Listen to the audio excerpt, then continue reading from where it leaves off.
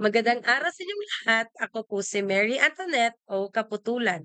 Ako ay naniniwalang ang edukasyon ay hindi lamang nagtatapos sa apat na sulok ng silid-aralan, kundi patuloy na lumalawak sa gamit ang teknolohiya.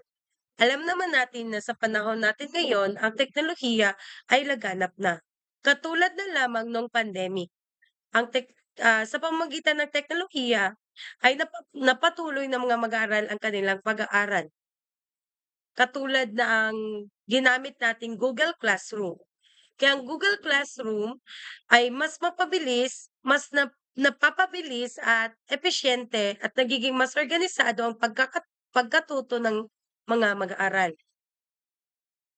Um, ang Google Classroom din ay ginagamit natin upang mas mapadali ang kanilang pagsumiti ng kanilang mga gawain o mga activity at yung sa komunikasyon ginagamit din natin ito upang mas maayos yung komunikasyon ng guro sa kanyang mga mag-aaral. Bilang isang guro, kailangan ko ding, hasain ang aking kakayahan bilang isang guro sa asignaturang Filipino upang mas, um, mapalawak ang aking kaalaman hinggil sa asignaturang Filipino at maturo ko ng mabuti sa aking mga mag-aaral ang asignaturang ito.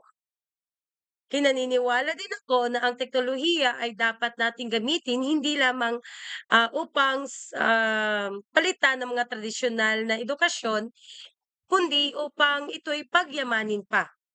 Kaya naman sa pamamagitan ng Google Classroom, inaasahan kong tayo ay makakabuo din ng mga aktibo at kolaboratibo na mga makabuluhang karanasan sa pagkatuto. Ikaw naman, paano mo ginagamit ang teknolohiya sa iyong pag-aaral? At maraming salamat po.